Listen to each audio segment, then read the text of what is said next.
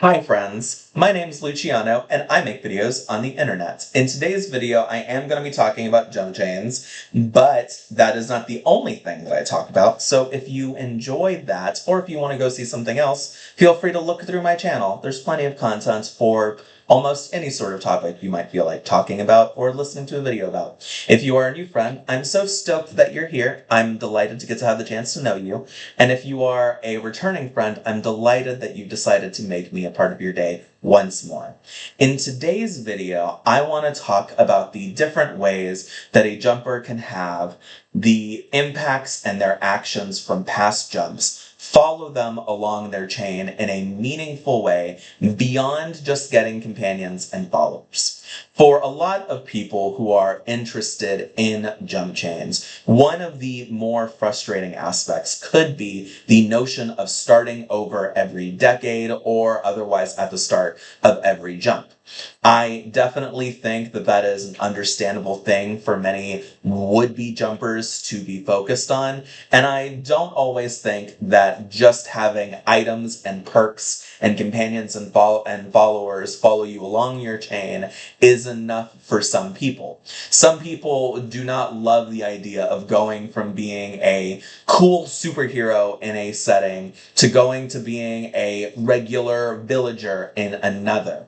And while they totally could just not go to those jumps that force them to essentially start over, there are other ways of getting around this. In today's jump, we're going to be talking about ways to make it so that your past jump actions and activities follow you along in ways that are narratively interesting. The first thing that we're going to be looking at is continuity across jumps in the same setting. There are, without exaggeration, thousands of jump documents, and many settings are way too vast to be covered in a single jump. So if you want your actions to be remembered by the people you impacted in one jump, when you come back to another jump in that same setting, but still see those people, there is a very handy way of doing that for free in my High School Musical jump.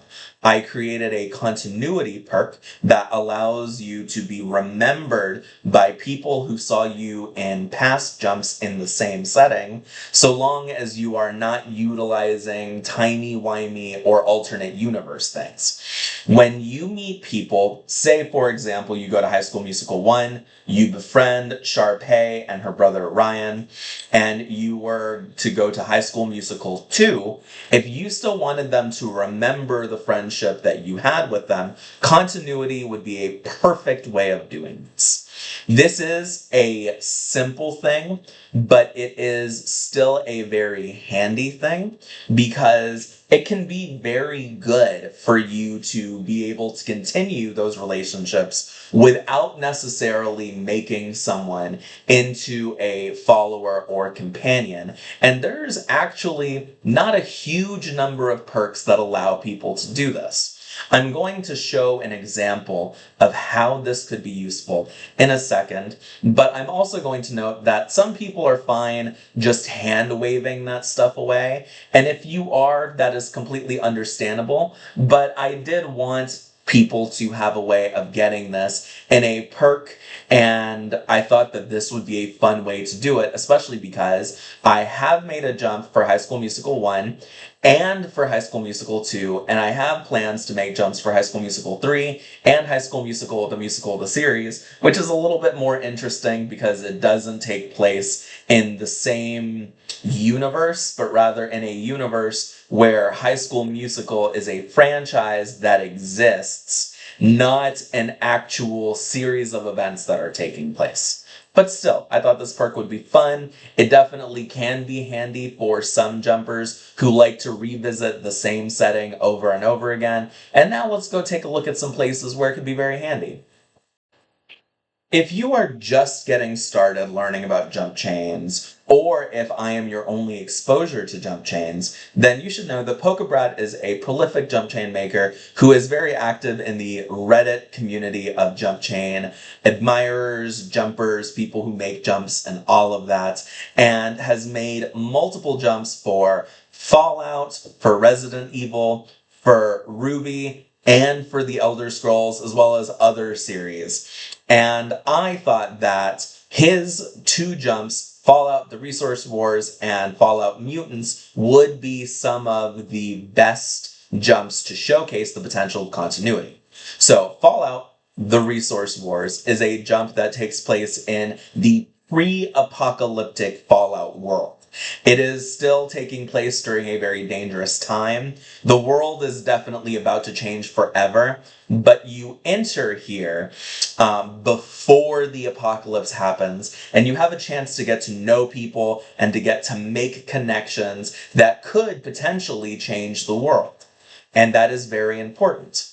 The example that I have used in past takes on this video is that you could use this jump as a way to meet Mr. House, who is a very influential figure in the Fallout New Vegas game and also an important lore figure in general in the Fallout universe. And you could befriend him, you could be his foe, you could have any sort of relationship you want with him. And then you could use the Fallout Mutants jump to meet him again in a different capacity, this time in the post-apocalyptic timeline. And you could befriend him all over again, or you could simplify things, make things a lot easier for yourself, and you could just be remembered by him and the past connection that you had with him through continuity.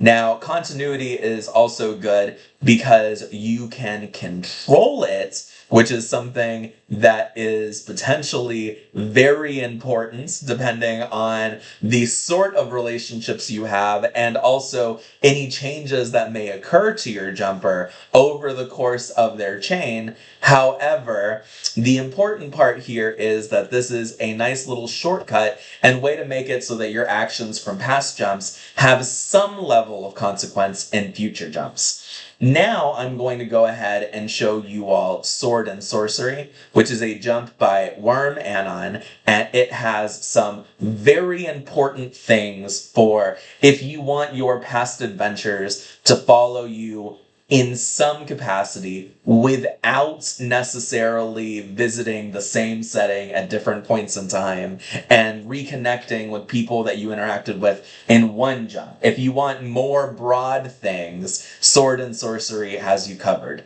Let's go ahead and take a look at it right now. Sword and Sorcery is a jump by Worm Anon. It is a fantastic jump. If the name Worm Anon sounds vaguely familiar to you, maybe you've seen one of their other really phenomenal works, which is Generic Cyberpunk. I have talked about both Sword and Sorcery and Generic Cyberpunk in the past, though I don't recall off the top of my head if they have been the subject of extensive video dives. These jumps are just phenomenal. I highly recommend them. But what we are here for is the capstone perk and the capstone item of the drop-in origin. There are 2 capstone perks, and I believe there might be 2 capstone items, but I could be wrong about that. And if I am, not a big deal. My memory is not perfect. But we're going to be talking about one of each in this particular video. The first one that we're going to go ahead and talk about is the Making of Myth, which is the capstone, one of the capstone perks for the drop-in origin. The way that this works is this causes your adventures to become a sort of part of the history and fabric of your chain. And when you enter new jumps, your past adventures are remembered. They become the subject of history and the subject of myth in the distant past, depending on the sorts of adventures that you have. This does not give you super direct material benefits, at least not immediately, but there are ways that you can leverage power out of these kinds of things. You could use these to go ahead and get kind of a foot into the world in future jumps that you could use to more easily mold your time in a setting, because you can convince people that you are the subject of those myths, of those historical tales. And there are perks that synergize very well with that. There are perks that make it so that if you are telling the truth, people know that you're telling the truth and they believe that you're telling the truth. That won't necessarily cause people to view you as a king or a god by itself, but it's a very nice, handy head start.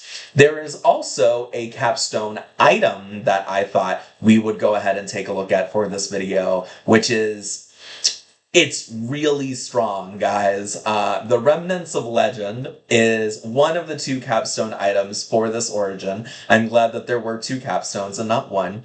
And the way that it works is it makes it so that there are physical remnants of your past adventures in this and in future worlds that you visit.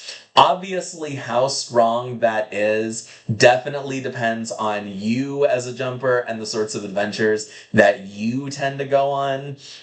But this is something that is potentially very handy and is also potentially extremely interesting if you are a genre hopping jumper. Genre hopping jumpers, which tend to be most of the jumpers that I make because I like a bunch of different jumps and a bunch of different genres, are jumpers that do not stay in one type of setting, but rather go on adventures in a whole bunch of different places. So it could be a jumper who goes to like John Wick one jump, and then Animal Crossing another, and then maybe Rune Factory or Winx Club. And those sorts of jumpers are probably the ones who get, if not the most bang for their buck from this, definitely the silliest and most diverse range of things from this, because this is not really an item. It's more like a perk that is in the item section because it gives you items,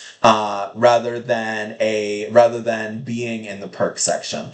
And I think it's really interesting to see and read something like this, especially because it's not super clear how fiat-backed these items are. Thankfully, if you really like something that you find here, there are items that allow you to give fiat backing to things. There's I think it's a jumper stamp book in a Wizard's Keychains, which is a jump by Edro Grimshell. There's also a perk that I have that allows you to give fiat status to things that you come across, but it is something that there are restrictions on. I think that like what it does in terms of fiat backing is extremely limited. It takes energy to do and is meant to be done on small things, so it'd be difficult to use it on like a starship, for example, but you could use it on like a sword or something as a way of ensuring that the sword can follow you in future jumps and retain all of its uses. Yeah, so as you can see here, there are a number of different ways to make it so that when you finish a jump and you go to the next one,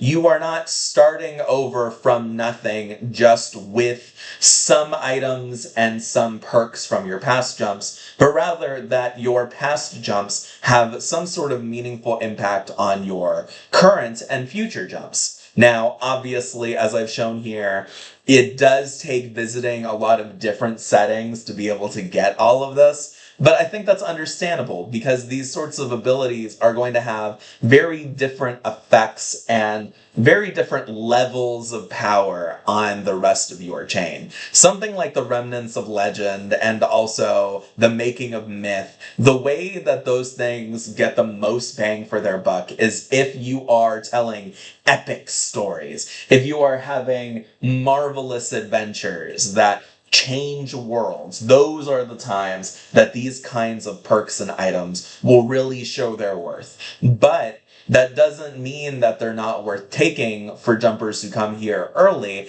because these kinds of things can allow you to make it easier for yourself to tell epic stories in the future. You could visit Sword and Sorcery as your first jump, and you could create a truly awesome build and have a fantastic time with it. Same with generic Cyberpunk. And obviously, you could go to a setting like High School Musical later on in your chain when you have more powers and you could get silly with it, and you could grab continuity before you start visiting settings again, so that way people who saw you in the past remember you and they get to be impressed by all the ways that you've changed and you've become a cooler, better jumper, or something to that effect.